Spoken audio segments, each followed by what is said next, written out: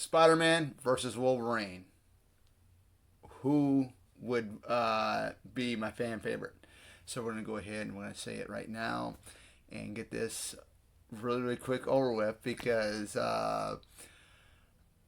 this is very very short because I was never a big comic book reader. I was never a big comic book reader at all. I got into a little bit of comics of single issues when I was like 10 years old. So I got hooked on the superheroes just for a little bit. I know them more by movie. X Men, I knew them from the '90s animated TV series that was on Fox Kids on Saturday mornings back in the early '90s. But as far as like reading comics and stuff like that, I never followed that stuff really. But Spider Man, just regular average kid, high schooler, gets bitten by a radioactive spider, and he ends up having all these powers. Now there's different variations of Spider-Man, right? Ones where he has to have like he has to make the web cartridges. Okay, so I believe that was with Tom Holland's Spider-Man, and I think maybe Andrew Garfield's version, but with Tobey Maguire's in the films we're talking about now. With Tobey Maguire's, he automatically has the webs that automatically come out of him when he does that. So that's pretty cool. But for the most part, the character is by far, when you think of Marvel, what's the first person you're going to think of? You're going to think of like Spider-Man, right?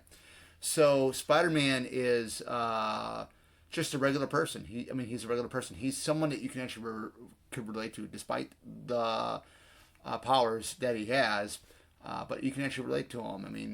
I love his connection with, Aunt May and Uncle Ben. I love his connection with Mary Jane Watson, for short, MJ. I just love that connection with them, and it's like it's real. He's like a real person. But when you get to like Wolverine, he the only power he had was the scent, and he had the bone claws. He got the antimanium skeleton, or the antimanium. I'm trying to think how you say it right. Antimanium claws when it was like it was in, I believe, the Weapon X program. I could be wrong for diehard comic book fans out there. I might be wrong on that. Correct me if I am, but. And he can never die. And it's like, I don't think I would like to, I don't think I would actually like that power to outlive everybody and watch my loved ones, die, right in front of me. And I'm basically immortal. He's a badass character, don't get me wrong. But, he's like a different type of hero. He made his debut in one of the Hulk issues where it was Hulk versus Wolverine, and then he did become an X-Men, and he was everybody's fan favorite X-Men, right? He was one of mine for a while, but I was more like a Cyclops, Scott Summers fan more than anything, along with like Gambit. But I'm really looking forward to the new game that's coming out, Wolverine. It's coming out next year. That's gonna be pretty awesome. I saw some of the gameplay footage. But he's a badass character. Don't get me wrong. Wolverine is a badass character, but the powers. When he has the adamantium claws, he cut through anything. It's indestructible, right? But nearly at the end of the day, which one of these two guys do I like the most? And hands down, it is Spider-Man all the way. Like I said, he's more relatable.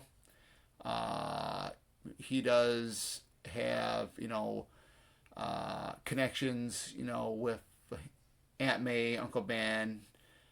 We did see that in the movie. I didn't really read the comics when Uncle Ben did die, but I know in the movie it was kind of heartbreaking seeing that. His connection with MJ, their friendship, and it blossomed into a relationship, and so on and so on. I believe they actually got married as well too. So I believe they got married in, I think, was it the second movie or third movie, one of those two. But it's been a while since I've seen those. But I just overall love the character, and I do got a PlayStation 5, so I do got both Marvel Spider-Man and Marvel Spider-Man 2. I think that's what that's called. Look at that.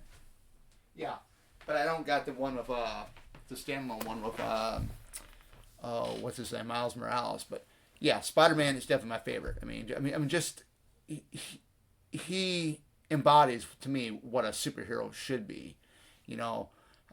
But I look at it and I think there are more good Spider-Man films than there are X-Men films. I love the original Fox trilogy that had Hugh Jackman, Famke Janssen, all of them in there. The First Class run was so-so, but um, Wolverine. I mean, you would want him on his good side. You wouldn't want him as an enemy. I can tell you that right now because he'd be really really deadly. But yeah, hands down, my favorite between the two is Spider-Man. Will always be Spider-Man, and that's all I got. Take care, guys. I'll see you guys back in the next one.